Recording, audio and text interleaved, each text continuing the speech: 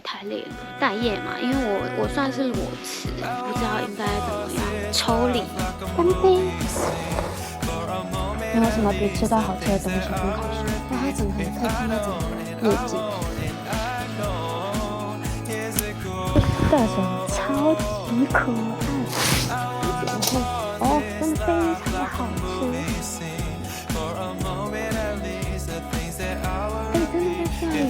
其實我覺得我現在的狀態也是蠻真實的我的樣子的，才有機會還在這裡講這麼多話。我覺得每個人都可以去做這件事，對，就這樣。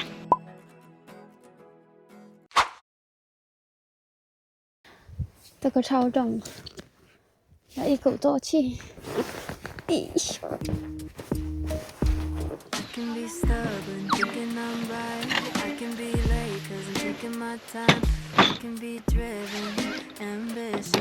Your best friend, love of your life. I can be selfish, trying to be kinder, always forgetting, needing reminders, but I'll always be there when you need me. 'Cause I know that two things can't be true. 'Cause I get so confident yet confused, so I'll let go to live in between.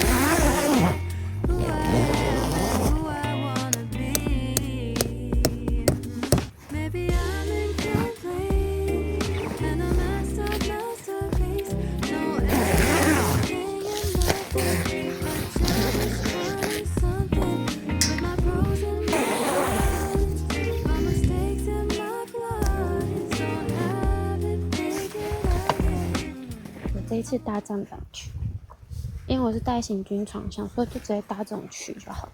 然後他們這邊也有蒙古包，上面也有。然後我後面就有一區廁所，它面向的風景都是一樣，只是就是高低的落差的差別而已。這一區是站板區的對面，這一區比較小。然後那是我剛剛說的，我後面的廁所浴，下面就是我的帳篷。它這邊還有那個過濾水，但這個水一樣要煮才可以喝。就是乾乾淨淨的。這是浴室，還不錯哦。它還有附洗髮乳跟沐浴乳，它還有親子廁所哎。哦，這就是做事的。這裡有一小區，然後最上面有那種類似蒙古包的，還有一間一間的。哇，這裡視野很好哎。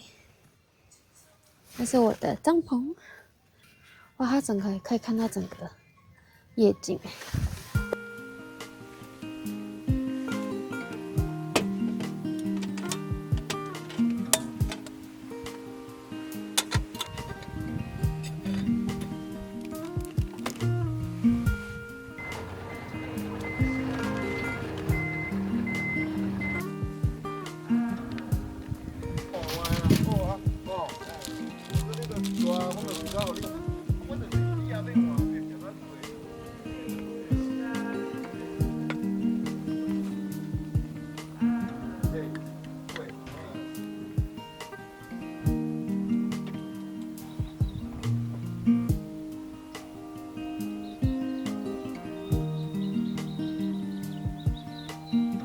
其實我這個不裝行軍床，上面這個帳也可以是獨立的自立帳，它也可以直接放在地上。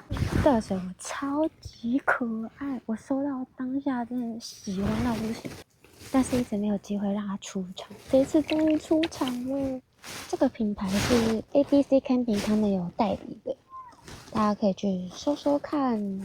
它是那種細膠軟的材質，那我先煮一些起來，就如果想喝水的時候可以喝。然後因為我只有帶這個水壺，然後他說是可以到200度的。像我旁邊呢有2棵櫻花樹，到時候如果開花，這個位置應該會很漂亮。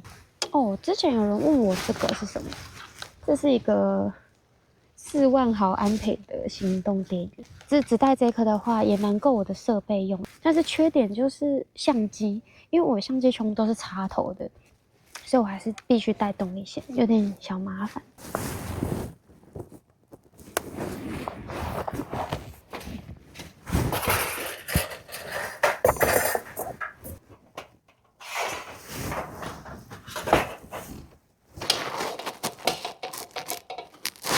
为什么会？哦。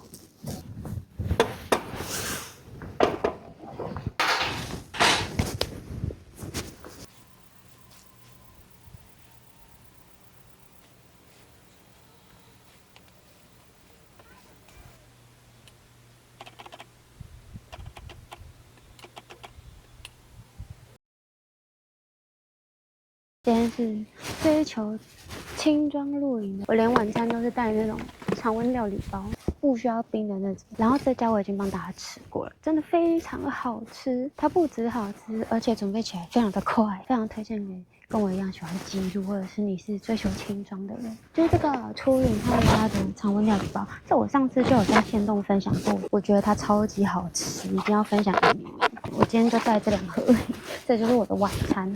這牛筋我要當宵夜吃。這種常溫料理包啊，它很大的優點就是我可以不用帶保冰袋，也不用帶冰磚。上一次的經驗之後，我這次省下的空間剛好可以帶我的電熱毯。我還是怕冷死。而且像我這種很常臨時訂營位的人，就是你會突然想到你要吃什麼，你要迅速解決吃的，我覺得這個時候選擇這個就超方便。哎，不會吧？我滴到雨哎！哎，真的在下雨哎！下雨的話我很崩潰。沒有啊，降雨幾率是0啊。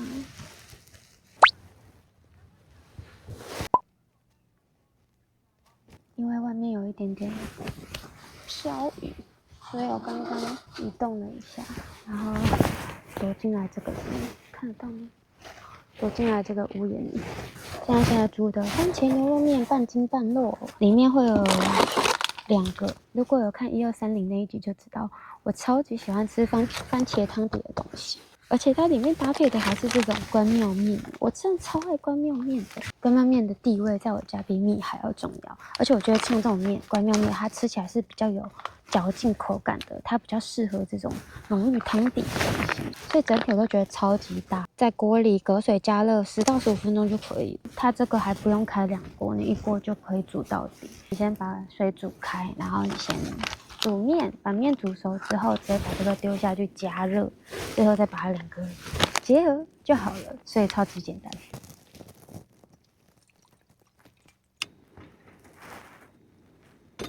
像他們家的調理包是經過那種繁瑣的商業滅菌製程，所以它的成本會比那種外面冷凍包還要高很多，所以寵物料理包才會比較貴，因為它成本比較高。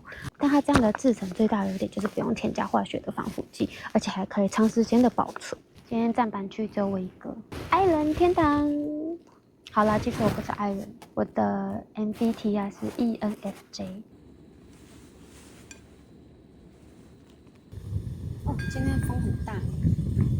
其實我也可以把它弄下去煮，因為天氣有點冷，我覺得我用隔水加熱的話可能會不夠燙，但我想要直接丟進鍋裡煮，這樣它才會是最熱的狀態。你看，超濃的，你看它勾勾的那個，然後你看它的肉，超級大塊。太鹹或者是覺得太濃，想喝湯一點、水一點的，你也可以自己再加水。我就不加了，因為我喜歡吃濃一點的。我想來把我的火升起來。風這麼大，我很怕升不起來。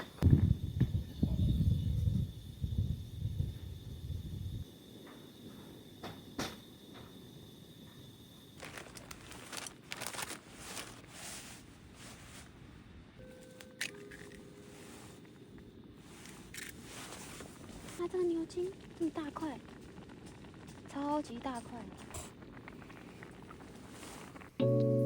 哇哦！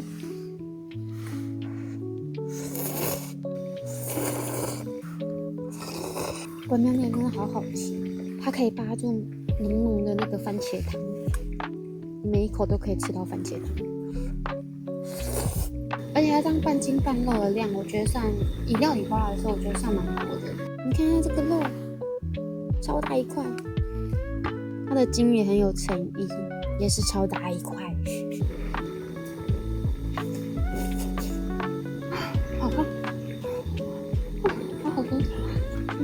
入口即化，這麼冷的天可以吃到這個，我覺得我被救贖了。然後我的火還在掙扎中。我的卡西法終於工作了，今麥風鏡頭，風也太大了吧！沒有什麼比吃到好吃的東西更開心。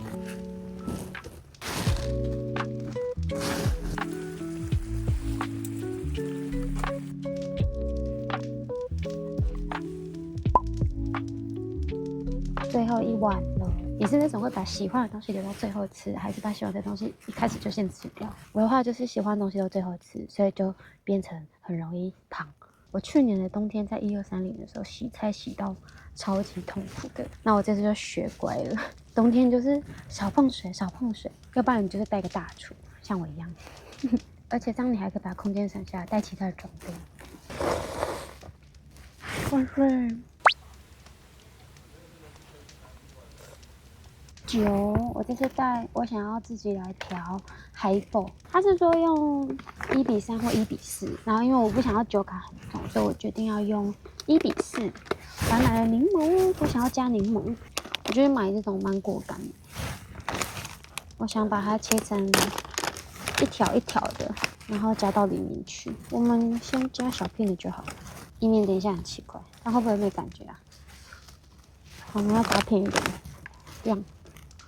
好，很這樣，講的好像有人在回答我一樣。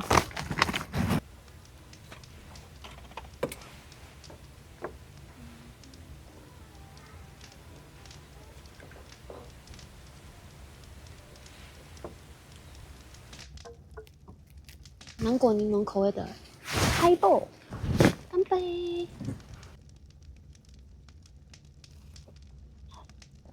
哦。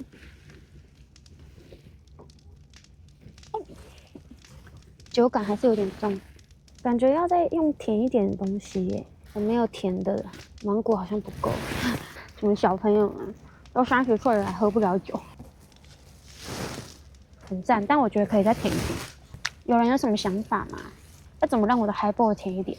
我下次再嘗試一次。再來，我要吃這個麻辣牛筋，它麻辣牛筋也是非常的好吃，而且酸味可以解麻辣的油膩感，所以我覺得可以試一試。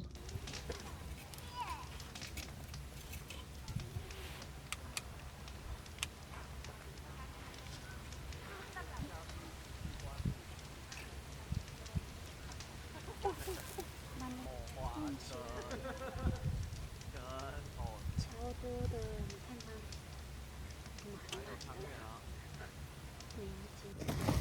我要加檸檬。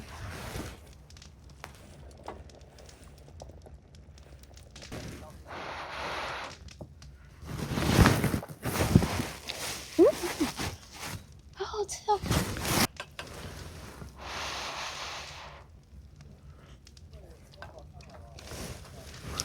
这樣一片就夠了，2片有點太酸了。第1香菜粉羹。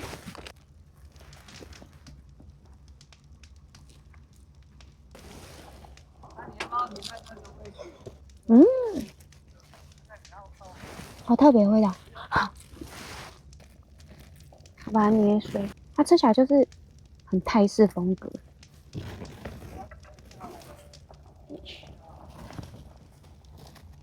乾杯！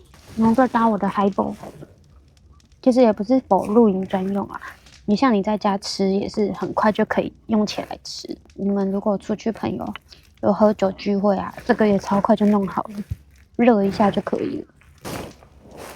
真的很香，布靈布靈，然後都是膠質，閃閃發亮。入口即化，滿滿膠質，大酒喝最剛好。冬天露營正確的打開方式就應該是要這樣，也是不知不覺配着酒一下就吃完嘞。我們來把上一次的問題回答一下。有人問說我環島影片的設備是哪些？我有特別拍一集環島 QA 的分享。我那時候是用 GoPro，而且那不是我買的，因為我一開始，所以我不太確定我到底就是那個東西我用起來合不合我的需求，所以我是用租的，就是詳細的租賃的辦法，你可以去看那支影片比較清楚。然後有人問說，不用上班嗎？為什麼有那麼多時間？環島打工換宿那個時候是待業中，後來我就開始工作了，所以後來的片子大部分都是我休假的時候、出門的時候記錄的。再來有人問說，收音麥克風的牌子，看到別的部落客推薦後力量他們家的麥克風，然後我覺得價格算是我可以接受，而且 CP 值蠻高的，所以我後來是買它的 M2， 那是我自己購入的。後來他們有在改版，就是我現在用的這個是他們新版的 M2S。那有計劃成為全職創作者嗎？其實我不排斥，但是我目前還沒有尋找到我覺得合適往全職方向的道路，我都比較以自己想拍的東西、想去做的事情去做記錄，然後順便分享給你們。那也比較幸運，就是受到蠻多人的喜歡，然後也因為這樣，然後被廠商看到，然後也有更多的機會可以同時拍我喜歡的影片，去做我喜歡的事情，我還能同时有一點收入。我覺得這是一個更好的發展。當然，我花的剪片時間啊、拍片的时間啊，包括跟廠商來回溝通開會的這些時間，其實都是時間成本。我也都是抽出我休假的時間，然後去做這些事情。那我覺得有一點收入，也對我來說也是一個，就是在我做這些工作上的一個補貼，我覺得是算補貼啦。因為其實我老實講，其實頻道做到現在是沒有賺錢。這個東西本來就是我最初一開始的目的，就是拍給我自己看的，就是我自己想要記錄這些東西，然後也讓我的家人看到這樣而已，才慢慢變成有更多人喜歡。就是我覺得我可以做得更好的地方，我会願意去做得更好。所以如果要往全職方向走的話，我覺得有個很大的要素，就是你要去尋找到可以讓這件事情成為讓你生存下去的一份工作。你需要它变成工作的话，那你就要找到它賺錢的方法。一旦進入了需要盈利的那個心態的時候，我覺得可能我還沒有準備好。所以我有沒有要往全職的方向走？那我的答案就是我不排斥，但目前沒有計劃。可能這些問題都蠻久了啦，所以有一些是比較久以前想知道的。這個人問說，什麼時候要環島4極點？4極點我環島完嘞，我已經完成6極點了。其實還有很多人有推薦我其他各種不同類型的極點，那有機會再繼續破極。然後單純的機車旅行跟機車露營，我更喜歡哪一個？旅行跟露營哦，我覺得露營可能輕鬆一點，因為畢竟它是定點嘛，它就是到一個定點，然後你就是搭帳，然後吃東西，當然是有吃東西。露營是我喜歡，但機車旅行是更有趣，我覺得。因為它的變數更多，可以遇到更多你不知道的事情，然後去看到你不知道的風景、不知道的地方，所以我覺得各有它的好欸。然後再來是 GoPro 跟 Insta 推哪個？這兩台我使用的場景不太一樣。騎車我一定用 Insta 拍，因為我是 S5 嘛，然後它的夜拍功能很強，所以像我要拍夜拍的東西，或者像因為我現在是光線充足，因為是露營嘛，那如果我今天的光線不充足的時候，我會優先用 Insta360。但是現在運動相機都更新的太快了，所以你問我哪個好嗎？如果問我說今天出門我只能選一台帶，我應該會選 Insta360。因為它更多元，然後更全面，什麼功能都有。它就是像我上一支去武嶺的片講的那樣，南瓜的功能更多、更廣。主要是我這台比較舊了啦，就是如果大家要問我用哪一台設備，其實我已經不推了啦，因為它太舊了。我覺得你們可以直接新的可以直接直上了。現在運動相機更新的非常快，我覺得買最新的就是 CP 值最高。後再來是問環島旅途中哪個地方或點讓你最印象深刻？這個我在那個 Q&A 裡面其實也有提到，印象深刻就是花蓮，我就是印象深刻到我甚至回花蓮打工換宿。這個問我幾歲，還是不是學生，拍片速度能快一點嗎？只要有人問我就是什麼時候上片啊，為什麼上片的這麼慢啊，我都會說我正在用難以捉摸的速度前進中，因為連我自己都不知道我這個月會不會有片，下個月會不會有片，因為我有時候不一定有時間。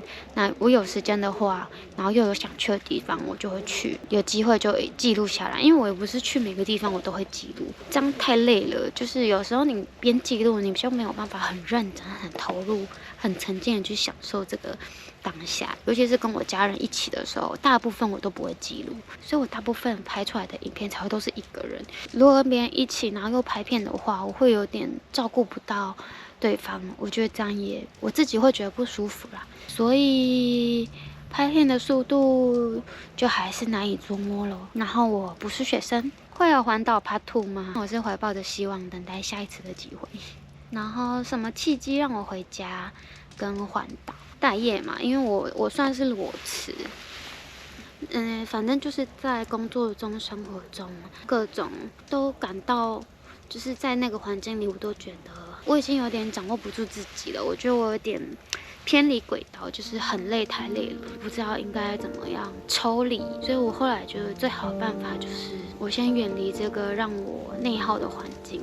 我從大四就去實習了，然後我實習完之後就直接轉正，然後就一路一直工作到我裸辭，我都沒有中間沒什麼時間去探索新的東西。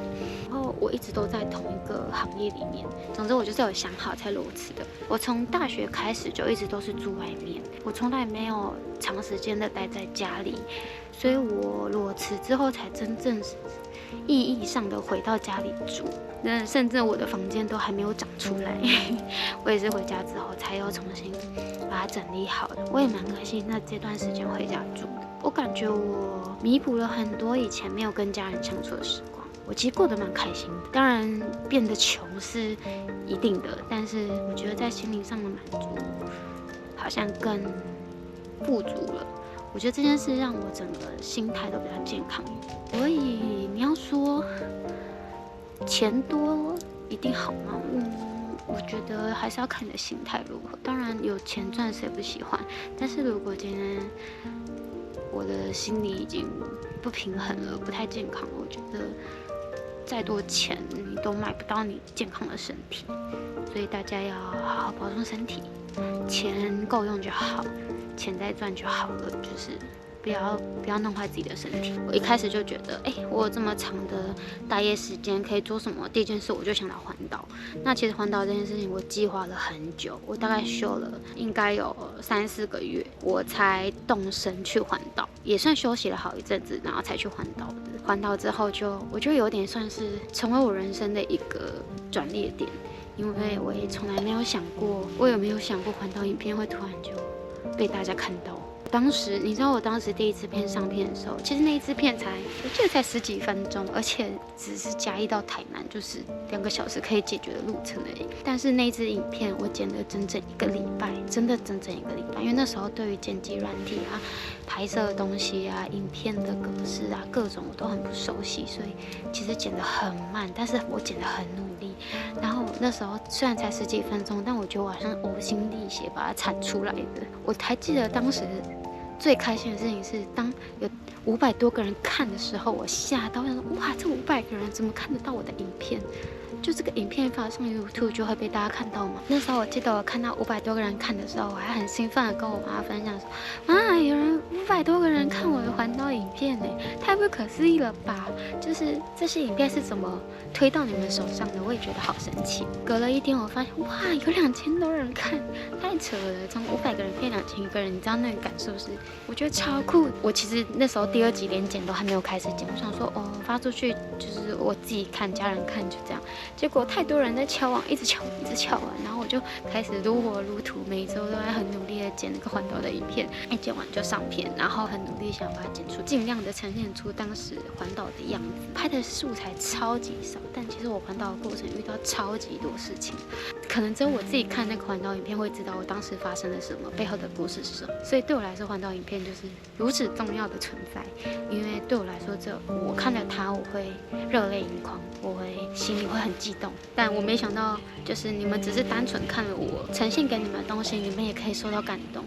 原來這種能量是可以這樣傳遞的。後來我就因為被這些能量鼓舞之後，我就開始很有動力，一直剪片，然後一直分享我想去做的事情，跟我正在嘗試的事情。環島的契機大概就是這樣，包括開始剪片上片的契機，就是一起分享給你們。但我覺得這些問題應該都是比較久以前你們疑問的東西啦。趁這個機會，在這一集下面，就是大家直接問你想問的東西，就是我們開一個，我有資格開 Q&A 嗎？我其實不喜歡人家叫我 YouTuber， 或者是大 YouTuber， 或者是博主，就是各種 YouTuber 的稱號啦。因為我覺得那些 YouTuber 對我來說，它是一個職業的感覺。我覺得我還不足以到可以跟這個名字一起畫上等號。我覺得我只是一個分享生活的人，然後我跟大家都一樣是很平凡的人。我也是有双下巴的人。然後我也是有赘肉的人，我也是腿很短的人，我也是就是睡醒會有3層眼皮會很腫的人，反正我就是一個很普通很平凡的人。我覺得有時候被講 YouTuber 好像有一種被看得太疏遠，所以我希望大家就叫我 Cindy 就好了，就是不想跟大家有太疏遠的距離。我覺得我跟你們都一樣，我覺得每個人都可以去做這件事。我好像講了很多，但又不知道都講了什么。其實我覺得我現在的狀態已經是蠻私底下的我的樣子，也是蠻真實的我的樣子了。我現在可以這樣侃侃而談，是因為我真的已經很習慣這個鏡頭，也很習慣你們了。我覺得我很幸運，我拍的東西其實都不是什麼非常特別或什麼非常厲害啊。我觉得我的影片是屬於真的是平凡中的平凡，我只是剛好有這個機會分享出來，被你們看到，讓更多人產生共鳴，才有機會還在這裡講這麼多話，這麼囉嗦，甚至還要 Q&A。好啦，總之就是如果你們有什麼問題想問的，我可以回答的，我能幫到忙的，我就會盡量回答。對，就這樣。好，那今天的遲到的2025 Q&A 就到這裡。喝這個酒真的身體會暖。它是麥芽威士忌，我是不懂威士忌啦，就是威士忌好像也分很多口味。好，就這樣。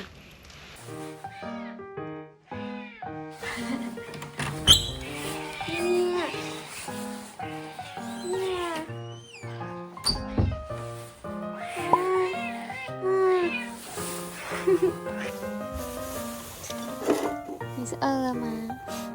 是嗎？我看這個拿起來，Hello，坐下就是餓了。你餓了？